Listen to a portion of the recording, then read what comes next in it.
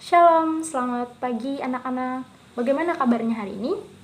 Puji Tuhan, semuanya kabar baik ya.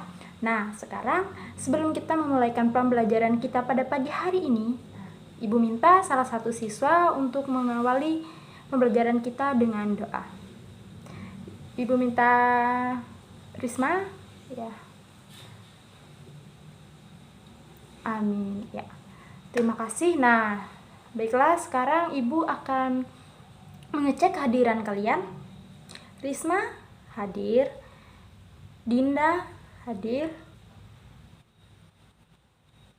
Puji izin ya? Iya. Ada suratnya? Oke, terima kasih. Nah, baiklah, karena kita sudah mengecek kehadiran, nah sekarang kita akan belajar mengenai multikulturalisme. Baiklah, nah di sini sebelum kita masuk ke dalam pembelajaran, Ibu ingin bertanya kepada anak-anak semua. Nah, di sini apa anak-anak mengerti arti dari multikulturalisme itu? Nah, baiklah. Nah, di sini Ibu harapkan anak-anak dapat menjelaskan apa arti dari multikulturalisme dan apa saja jenis-jenis multikulturalisme dan bagaimana sejarah multikulturalisme dan apa saja kasus-kasus multikulturalisme. Baiklah, nah adapun tujuan pembelajaran kita pada pagi hari ini yaitu yang pertama, siswa mampu menjelaskan pengertian dari multikulturalisme. Yang kedua, siswa mampu menjelaskan pengertian multikultural menurut pendapat para ahli. Dan yang ketiga, siswa mampu menyebutkan apa saja nas Alkitab yang membahas mengenai multikulturalisme. Yang keempat, siswa mampu mengidentifikasikan bagaimana pentingnya kesadaran dan praktik hidup multikultural.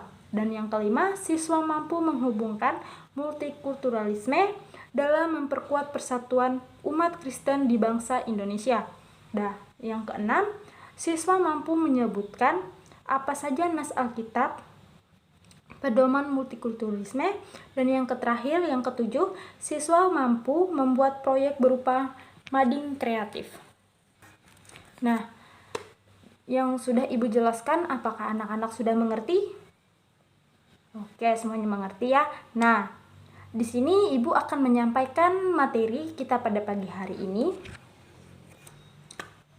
Materi dengan judul multikulturalisme. Nah, di sini yang pertama yaitu ada pengertian tentang multikulturalisme. Nah, multikulturalisme berasal dari kata multi, plural, dan kultural, tentang budaya.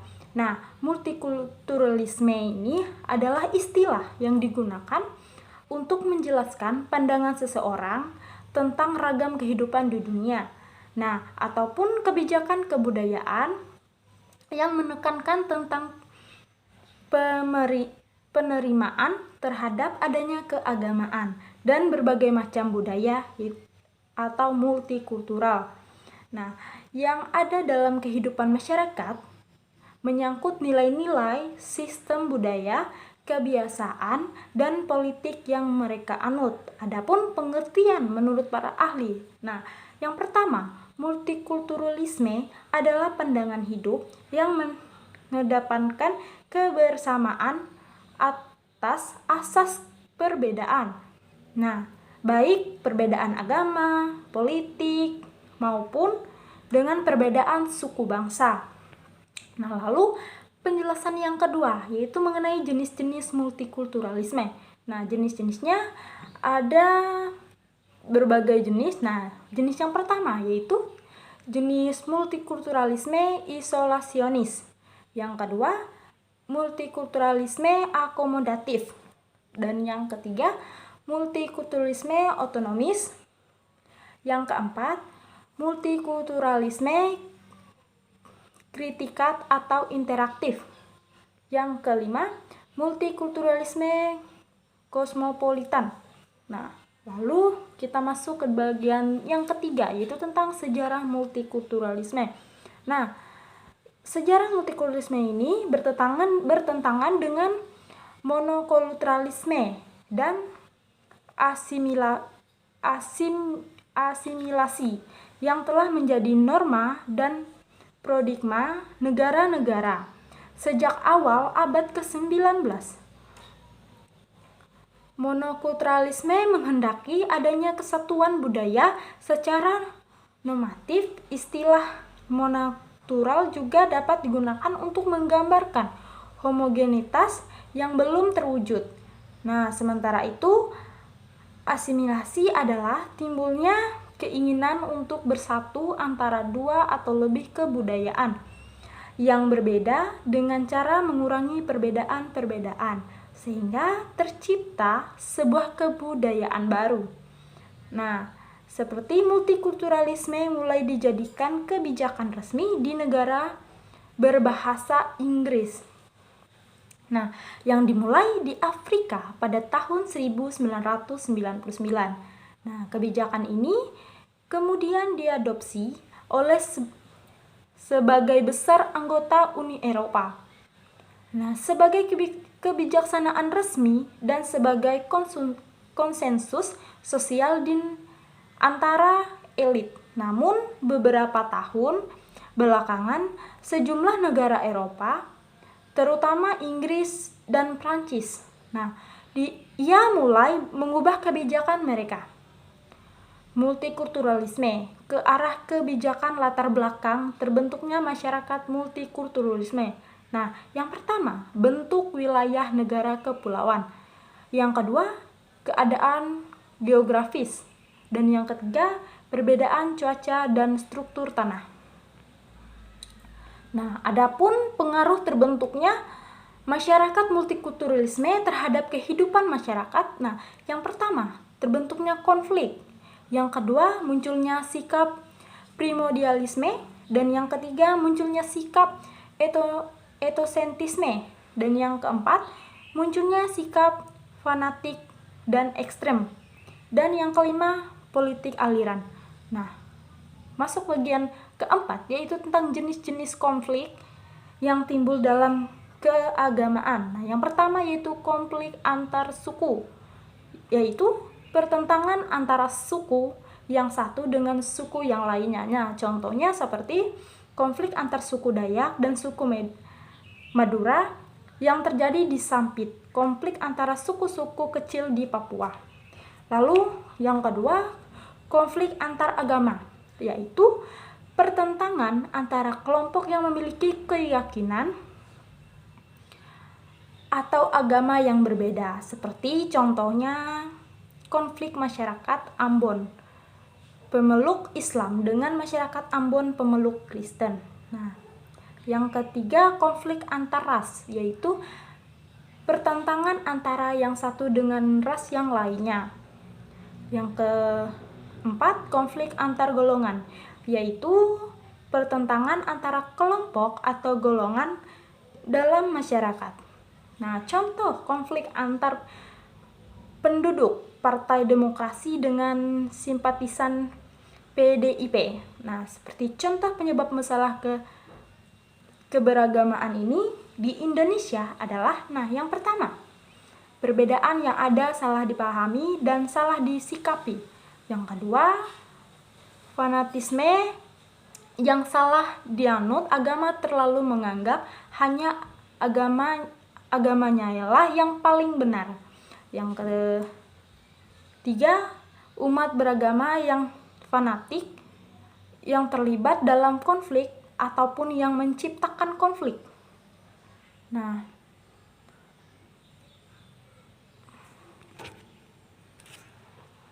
nilai-nilai tersebut selalu dapat memberikan solusi atau masalah yang terjadi dalam negara Indonesia, khususnya masalah kemajemukan, seperti saling menghormati, saling menghargai setiap manusia, dan mengutamakan sikap persatuan dan kesatuan, selalu bersikap toleransi, saling menghargai pendapat satu sama yang lainnya.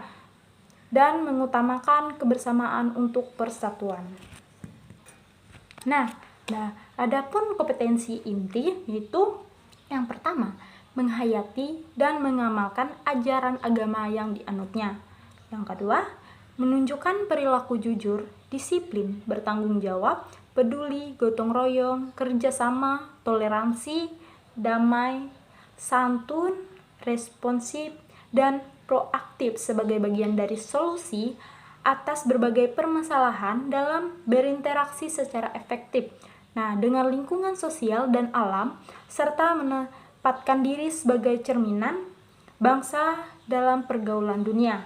Yang ketiga, memahami, menerapkan, menganalisis pengetahuan faktual, konseptual, prosedural, berdasarkan rasa ingin tahunya tentang ilmu pengetahuan, teknologi, seni, budaya, dan humaniora dengan wawancara kemanusiaan, kebangsaan, kenegaraan, dan peradaban terkait penyebab fenomena dan kejadian, serta menerapkan pengetahuan prosedur pada bidang kejadian yang spesifik sesuai dengan bakat dan minat untuk memecahkan masalah.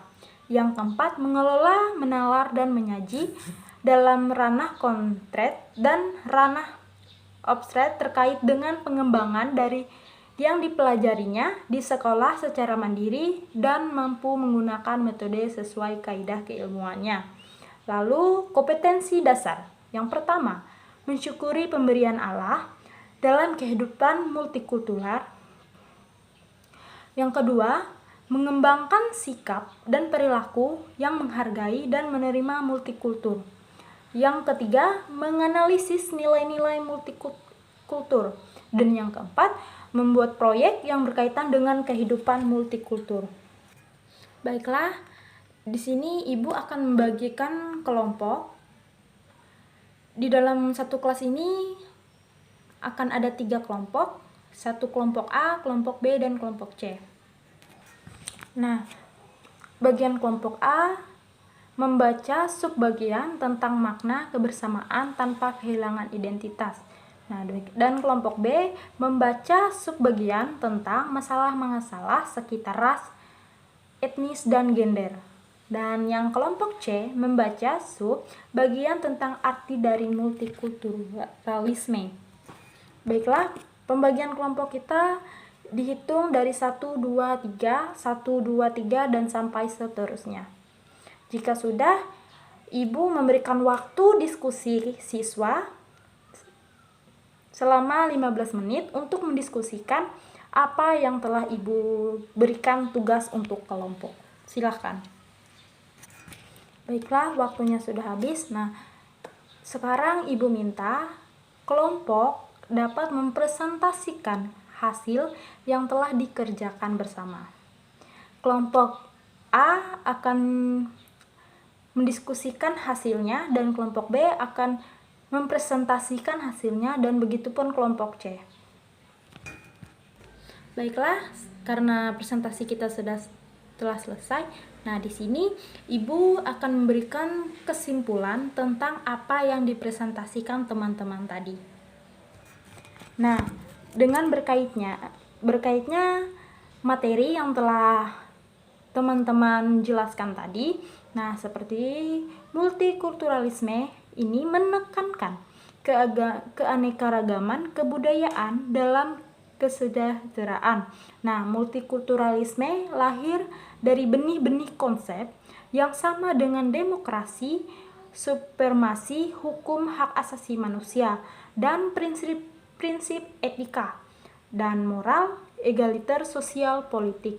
Nah, lahirnya paham multikulturalisme berlatar belakang kebutuhan akan pengakuan terhadap kemajemukan budaya yang menjadi realitas sehari-hari banyak bangsa termasuk Indonesia. Baiklah, berhubung pembelajaran kita pada pagi hari ini selesai. Nah, di sini Ibu akan memberikan tugas kepada anak-anak semuanya supaya anak-anak bisa mengerjakannya sekarang. Tugasnya pilihan ganda. dan uraian. Nah, tugas pilihan ganda yang pertama yaitu apabila konflik tidak dapat teratasi, maka di masyarakat akan terjadi A. Integrasi, B. Disintegrasi, C. Asimilasi, D. Akomodasi. Langsung dikerjakan. Oke, sekarang lanjut nomor 2. Istilah dari masyarakat multikulturalisme adalah yang pertama A. Masyarakat tradisional, B. Masyarakat tunggal ika, C. Masyarakat majemuk, D. Masyarakat berkebudayaan. Oke, lanjut nomor 3. Berikut yang bukan dari pengaruh terbentuknya masyarakat multikultural terhadap kehidupan masyarakat: A. Konflik, B. Munculnya sikap fanatik, C. Politik aliran, D. Kebudayaan. Lanjut nomor 4. Salah satu jenis konflik yang timbul dalam keagamaan yaitu A. Konflik antar suku, B. Konflik antar saudara, C. Konflik dalam kesatuan, D. Konflik satu lembaga. Lanjut, nomor 5. Salah satu contoh dari multikulturalisme isolasionis adalah A. Masyarakat Baduy di Batam, B. Masyarakat Bhinneka Tunggal Ika, C. Masyarakat majemuk, D. Masyarakat kebudayaan.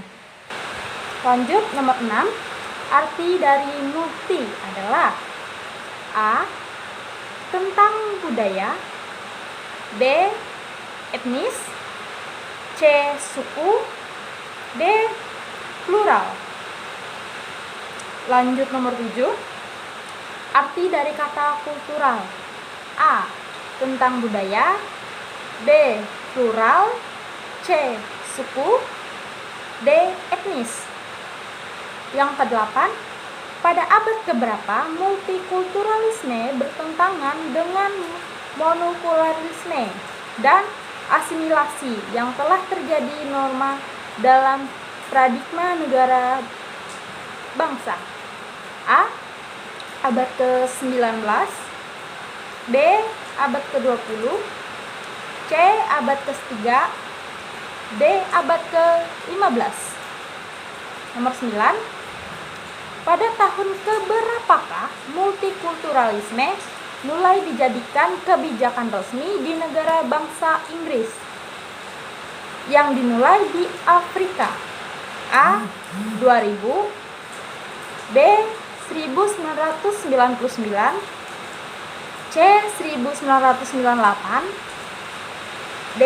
1997. Yang terakhir nomor 10. Faktor utama yang menunjukkan keanekaragaman suku bangsa di Indonesia adalah A. Kesenian, B. Kebudayaan, C. Profesi, D. Kelompok sosial. Oke, nah selanjutnya tugas uraian terdiri dari 5 soal. Yang pertama, apa yang dimaksud dengan multikulturalisme? Yang kedua, apa saja jenis-jenis multikulturalisme? Yang ketiga, jelaskan salah satu jenis-jenis konflik yang timbul dalam keberagamaan. Yang keempat, apa saja contoh penyebab masalah keberagamaan di Indonesia? Yang kelima, yang terakhir, jelaskan salah satu pengaruh terbentuknya masyarakat multikulturalisme terhadap kehidupan masyarakat. Nah, baiklah, sekarang Ibu berikan 15 menit untuk anak-anak menjawab soal-soal yang telah Ibu kasih. Baiklah, berhubung waktunya sudah selesai, sekarang kita akan sama-sama mengevaluasi hasil kerja kalian.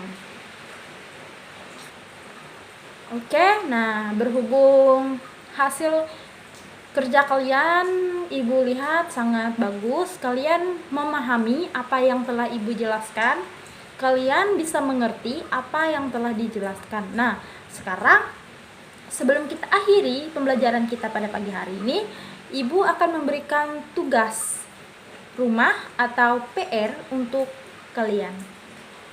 Nah, tugasnya Ibu minta anak-anak membuat mading kreatif dalam bentuk mading. Nah, itu membuat bentuk mading kreatif.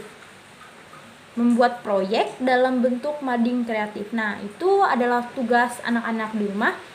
Ibu harap anak-anak bisa mengumpulkan tugas itu tepat waktu minggu depan. Nah, baiklah. Berhubung pembelajaran kita selesai pada pagi hari ini, marilah kita tutup dengan doa. Berdoa dimulai. Berdoa selesai. Amin.